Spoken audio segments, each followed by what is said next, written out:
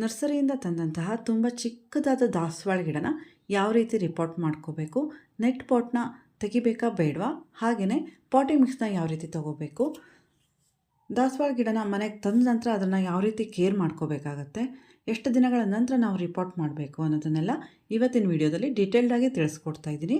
ದಯವಿಟ್ಟು ವಿಡಿಯೋನ ಎಲ್ಲೂ ಸ್ಕಿಪ್ ಮಾಡದೆ ಕೊನೆ ತನಕ ನೋಡಿ. ನಮಸ್ತೆ friends, welcome back to my channel. ದಾಸವಾಳ ಗಿಡನ ಜೂನ್ ತಿಂಗಳಲ್ಲಿ ಕೂಡ ರಿಪೋರ್ಟ್ ಮಾಡ್ಕೋಬೋದು.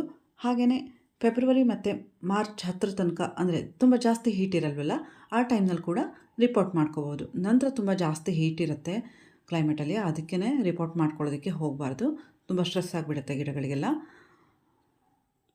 ಈಗ ನಾನು ನರ್ಸರಿಯಿಂದ ಅಂದರೆ ಫ್ಲವರ್ ಶೋದಿಂದ ತುಂಬ ಚಿಕ್ಕದಾದ ದಾಸವಾಳ ಗಿಡನ ತೊಗೊಂಡು ಬಂದ್ಕೊಂಡಿದ್ದೀನಿ. ಅದನ್ನು ರಿಪೋರ್ಟ್ ಮಾಡೋದನ್ನು ತೋರಿಸ್ಕೊಡ್ತೀನಿ. 5 ದಾಸವಾಳ ಗಿಡನ ತಂದ್ಕೊಂಡಿದ್ದೀನಿ. ಆ್ಯಕ್ಚುಲಿ ಯಾವುದರಲ್ಲೂ ಹೂವಿರಲಿಲ್ಲ, ಎಲೆಗಳನ್ನು ನಾನು ನೋಡಿಕೊಂಡು ತಂದ್ಕೊಂಡಿದ್ದೀನಿ. ಕೆಲವೊಂದು ನನ್ನ ಹತ್ರ ಇರಲಿಲ್ಲ, ಕೆಲವೊಂದು ರೀತಿ ಎಲೆಗಳು, ಅದನ್ನು ತಂದ್ಕೊಂಡಿದ್ದೀನಿ. ಹೂವು ಯಾವ ರೀತಿ ಬರುತ್ತೆ ಅಂತ ನೋಡ್ಕೋಬೇಕು. ತುಂಬ ಚಿಕ್ಕದಾಗೇ ಇದೆ ಗಿಡಗಳು ತುಂಬ ಚಿಕ್ಕದಾಗಿದೆ ಅಂತ ನಾವೇನು ವರಿ ಮಾಡ್ಕೊಳ್ಳೋವಂಥ ಅವಶ್ಯಕತೆ ಇಲ್ಲ. ಯಾವುದೇ ಗಿಡಗಳನ್ನಾಗಲಿ ನರ್ಸರಿಯಿಂದ ತಂದ ತಕ್ಷಣ ರಿಪೋರ್ಟ್ ಮಾಡ್ಕೊಳ್ಳೋದಕ್ಕೆ ಹೋಗಬಾರ್ದು. ಪ್ಲೇಸ್ ಎಲ್ಲ ಚೇಂಜ್ ಆಗಿರುತ್ತಲ್ಲ, ಅದಕ್ಕೆ ಶಾಕಲ್ಲಿರುತ್ತೆ ಆಲ್ರೆಡಿ ಗಿಡಗಳೆಲ್ಲ. ನಾವು ರಿಪೋರ್ಟ್ ಮಾಡ್ಕೊಂಡ್ವಿ ಅಂತಾದರೆ ಸತ್ತೋಗೋ ಚಾನ್ಸಸ್ ಕೂಡ ಇರುತ್ತೆ. ನಾನು 1 ಲೀಟ್ರ್ ನೀರಿಗೆ 1 ಚಮಚ ಎಪ್ಸಮ್ ಸಾಲ್ಟ್ನ ಮಿಕ್ಸ್ ಮಾಡಿಬಿಟ್ಟು ಈ ರೀತಿ ಸ್ಪ್ರೇ ಮಾಡ್ಕೊಂಡಿದ್ದೀನಿ ಗಿಡಗಳಿಗೆ. ಹಾಗೆಯೇ ಕೆಳಗಡೆ ಕೂಡ ಅದೇ ನೀರನ್ನ ನಾನು ಕೊಟ್ಕೊಂಡಿದ್ದೀನಿ. 6ರಿಂದ 7 ದಿನಗಳ ನಂತರ ನಾನು ರಿಪೋರ್ಟ್ ಮಾಡ್ಕೊಂಡಿದ್ದೀನಿ. ಮೊಗ್ಗುಗಳು ಕೂಡ ಬರ್ತಾಯಿತ್ತು ಇಷ್ಟು ಚಿಕ್ಕ ಗಿಡಗಳಿಗೇ. ಆದರೆ ಕೆಲವೊಂದು 2 ಗಿಡದಲ್ಲಿ ಮಾತ್ರ ಹೂವಾಗಿತ್ತು. ನಂತರ ಕೆಲವೊಂದು ಗಿಡಗಳಲ್ಲಿ ಬಡ್ ಡ್ರಾಪ್ ಆಯಿತು. ನೋಡಿ ಫ್ರೆಂಡ್ಸ್, ತುಂಬ ಚಿಕ್ಕ ಚಿಕ್ಕ ಮೊಗ್ಗುಗಳು ಬರ್ತಾಯಿದೆ.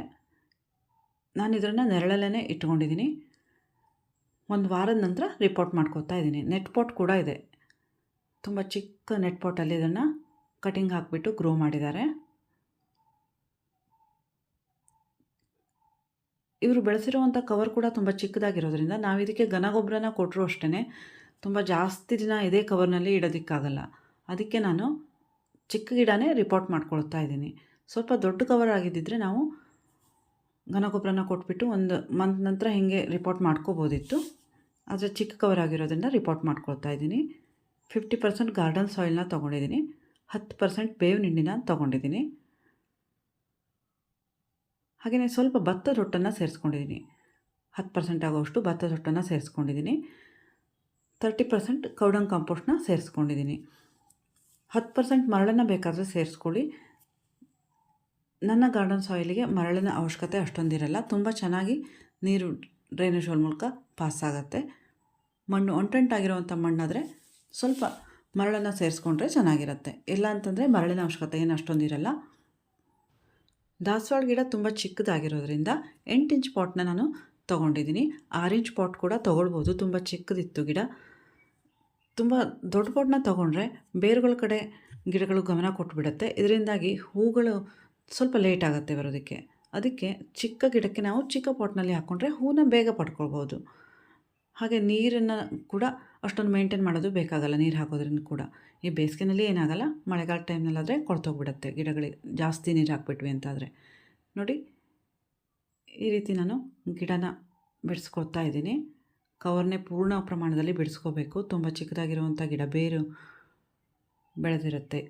ಕವರ್ ತುಂಬ ಚಿಕ್ಕದಿರೋದ್ರಿಂದ ಬೇರೆ ಆ ಕಡೆ ಈ ಕಡೆ ಸ್ಪ್ರೆಡ್ ಆಗಿಬಿಡುತ್ತೆ. ನಿಧಾನಕ್ಕೆ ಬಿಡಿಸ್ಕೋಬೇಕು. ನೋಡಿ, ಕೆಳಗಡೆ ತನಕ ಬೇರು ಬಂದುಬಿಟ್ಟಿದೆ. ಇದಕ್ಕೆ ನಾವು ಈ ಟೈಮ್ನಲ್ಲಿ ರಿಪೋರ್ಟ್ ಮಾಡ್ಕೊಂಡಿಲ್ಲ ಅಂತಂದರೆ ಗ್ರೋತ್ ಇರಲ್ಲ ಗಿಡಗಳಲ್ಲಿ. ಮತ್ತು ನರ್ಸರಿಯವರು ರೆಡ್ ಸಾಯಿಲ್ನಲ್ಲಿ ಹೆಚ್ಚಾಗಿ ಬೆಳೆಸಿರ್ತಾರೆ, ತುಂಬ ಗಟ್ಟಿಯಾಗಿರುತ್ತೆ. ನಮ್ಮ ಕಡೆ ಕ್ಲೈಮೇಟ್ಗೆ ಅದು ಅಡ್ಜಸ್ಟ್ ಆಗಲ್ಲ. ನೋಡಿ ಫ್ರೆಂಡ್ಸ್, ಈ ರೀತಿಯಾಗಿ ಬೆಳೆಸ್ಕೋತಾ ಇದ್ದೀನಿ. ಈ ಗಿಡದಲ್ಲಿ ನೆಟ್ ಪಾಟ್ ಇರಲಿಲ್ಲ, ಅದಕ್ಕೆ ನಾನು ಸ್ವಲ್ಪ ಮಣ್ಣನ್ನು ಇಟ್ಕೊಳ್ತಾ ಇದ್ದೀನಿ. ಪೂರ್ಣ ಮಣ್ಣನ್ನೇನು ತೆಗಿತಾ ಇಲ್ಲ. ಬೇರು ತುಂಬ ಚೆನ್ನಾಗೇ ಬಂದಿದೆ. ಇದಕ್ಕೆ ನೆಟ್ ಪಾಟ್ ಇದ್ದರೂ ಕೂಡ ತೆಗೆದುಕೊಳ್ಬೋದಿತ್ತು. ಬಾಕಿ 3 ಗಿಡಗಳಿಗೆ ಕೂಡ ನೆಟ್ ಪಾಟ್ ಇತ್ತು. ಈ ಟೈಮ್ನಲ್ಲಿ ದಾಸವಾಳ ಗಿಡದ ಕಟಿಂಗ್ನ ಯಾವ ರೀತಿ ಹಾಕ್ಕೊಳ್ಬೇಕು, ಯಾವ ರೀತಿ ಕೇರ್ ಮಾಡ್ಕೋಬೇಕು, ಪಾಟಿಂಗ್ ಮಿಕ್ಸ್ನ ಯಾವ ರೀತಿ ತೊಗೊಳ್ಬೇಕು ಅನ್ನೋದ್ರ ಬಗ್ಗೆ ನನ್ನ ಚಾನಲ್ನಲ್ಲಿ ವಿಡಿಯೋ ಇದೆ. ಎಂಡ್ ಕಾರ್ಡಲ್ಲಿ ಕೂಡ ಶೇರ್ ಮಾಡಿರ್ತೀನಿ, ಯಾರಿಗಾದರೂ ಇಂಟ್ರೆಸ್ಟ್ ಇದ್ದರೆ ನೋಡ್ಕೋಬೋದು. ಹಾಗೆ ದಾಸವಾಳ ಗಿಡನ ಪ್ರೂನಿಂಗ್ ಮಾಡಿದ ನಂತರ ಯಾವ ರೀತಿ ಫರ್ಟಿಲೈಸರ್ನ ಕೊಟ್ಕೊಂಡ್ರೆ ತುಂಬ ವೇಗವಾಗಿ ದಾಸವಾಳ ಗಿಡಗಳು ಬೆಳೆಯುತ್ತೆ ಅನ್ನೋದ್ರ ಬಗ್ಗೆ ಕೂಡ ವಿಡಿಯೋ ಇದೆ. ಯಾರಿಗಾದ್ರೂ ಬೇಕಾದರೆ ಚೆಕ್ ಮಾಡ್ಕೊಳ್ಳಿ. ನೋಡಿ ಫ್ರೆಂಡ್ಸ್, ಈ ರೀತಿಯಾಗಿ ಮಣ್ಣನ್ನು ನಿಧಾನಕ್ಕೆ ಬಿಡಿಸ್ಕೋಬೇಕು.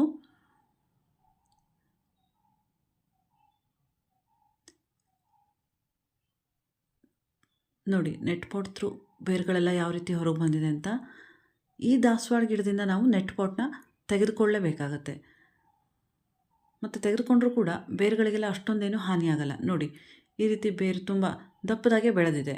ಈ ರೀತಿಯಾಗಿರೋ ಗಿಡಗಳಿಗೆ ನಾವು ನೆಟ್ ಪಾಟ್ನ ಬಿಡಿಸ್ಕೋಬೇಕಾಗತ್ತೆ. ಬಿಡಿಸ್ಕೊಂಡ್ರೂ ಕೂಡ ಬೇರಿಗೆ ಏನೂ ಹಾನಿಯಾಗಲ್ಲ. ಈ ರೀತಿ ನಿಧಾನಕ್ಕೆ ಬಿಡಿಸ್ಕೋಬೇಕು. ತಾಯಿ ಬೇರಿಗೆ ಯಾವುದೇ ರೀತಿ ಹಾನಿ ಆಗದೇ ರೀತಿ ಬಿಡಿಸ್ಕೋಬೇಕಾಗತ್ತೆ.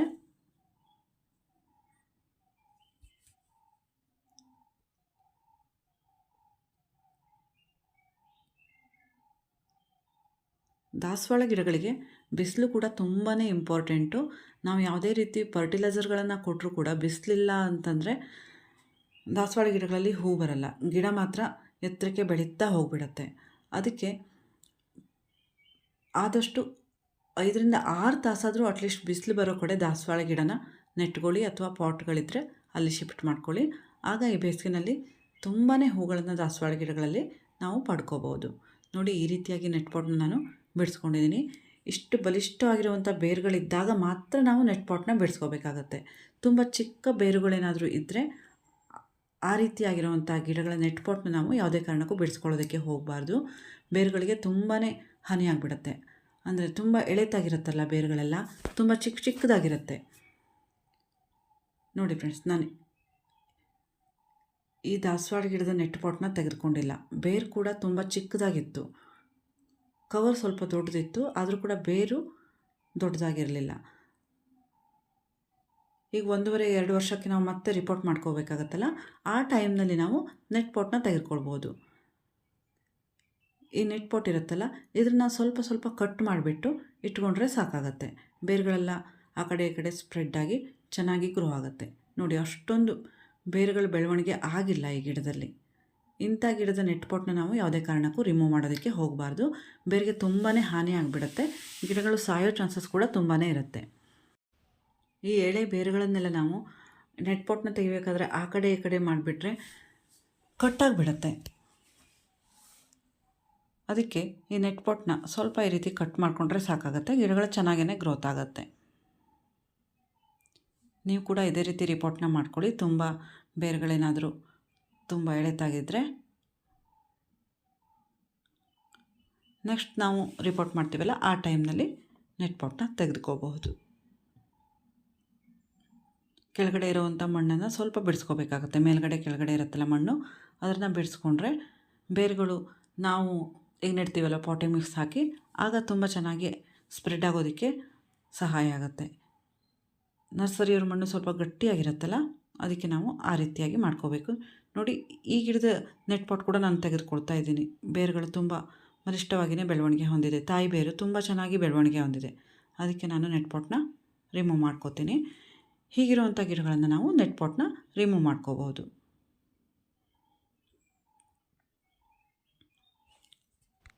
ಡ್ರೈನೇಜ್ ಹೋಲ್ನ ನಾನು ತೆಂಗಿನ ನಾರಿಂದ ಕವರ್ ಮಾಡ್ಕೊಂಡಿದ್ದೀನಿ. ಟೈಲ್ಸ್ ಪೀಸ್, ಬಟ್ಟೆ ಯಾವುದಾದ್ರೂ ಯೂಸ್ ಮಾಡ್ಕೋಬೋದು. ನಂತರ ಪಾಟಿಂಗ್ ಮಿಕ್ಸ್ನ ಹಾಕ್ಕೊಳ್ತಾ ಇದ್ದೀನಿ. ಒಂದು 1/4% ಪಾಟಿಂಗ್ ಮಿಕ್ಸ್ನ ಹಾಕ್ಕೊಂಡು ನಂತರ ಇದಕ್ಕೆ ಹಸಿ ಸೊಪ್ಪನ್ನ ಸೇರಿಸ್ಕೊತಾ ಇದ್ದೀನಿ. ಗೊಬ್ಬರ ಸೊಪ್ಪು ಅಂತ ಹೇಳ್ತೀವಿ. ತುಂಬ ಚೆನ್ನಾಗಿ ಗೊಬ್ಬರ ಆಗುತ್ತೆ. ಸ್ವಲ್ಪ ದಿನಗಳ ನಂತರ ಇದು ಗಿಡ ತುಂಬ ಚೆನ್ನಾಗಿ ಗ್ರೋತ್ ಆಗುತ್ತೆ. ಹೀಗೆ ಹಾಕಿದ ನಂತರ ನಾವು ಡೈರೆಕ್ಟಾಗಿ ಗಿಡನ ರಿಪೋರ್ಟ್ ಮಾಡ್ಕೋಬಾರ್ದು. ಅಂದರೆ ಸ್ವಲ್ಪ ಮೇಲ್ಗಡೆ ಹಾಕ್ಕೋಬಾರ್ದು. ಈ ಸೊಪ್ಪನ್ನ ಕೆಳಗಡೆನೇ ಹಾಕ್ಕೋಬೇಕು. ಬೇರುಗಳಿಗೆ ಏನಾದರೂ ಫಂಗಸ್ ಆಗಿಬಿಟ್ರೆ ಕಷ್ಟ ಆಗಿಬಿಡುತ್ತೆ. ಬೇರೆ ಹತ್ತಿರ ಇರುವಾಗ ನಾವು ಈ ಹಸಿ ಸೊಪ್ಪನ್ನ ಹಾಕ್ಕೊಂಡ್ರೆ, ಅದಕ್ಕೆ ನಂತರ ಕೂಡ ಪಾಟಿಂಗ್ ಮಿಕ್ಸ್ನ ಸ್ವಲ್ಪ ಆ್ಯಡ್ ಮಾಡ್ಕೋಬೇಕಾಗತ್ತೆ. ತರಕಾರಿ ಸಿಪ್ಪೆ ಏನಾದರೂ ಇದ್ರೂ ಕೂಡ ಆ್ಯಡ್ ಮಾಡ್ಕೋಬೋದು. ಎಗ್ ಶೆಲ್ ಯಾವುದಾದ್ರೂ ಯೂಸ್ ಮಾಡ್ಕೊಳ್ಳಿ ಬೇಕಾದರೆ.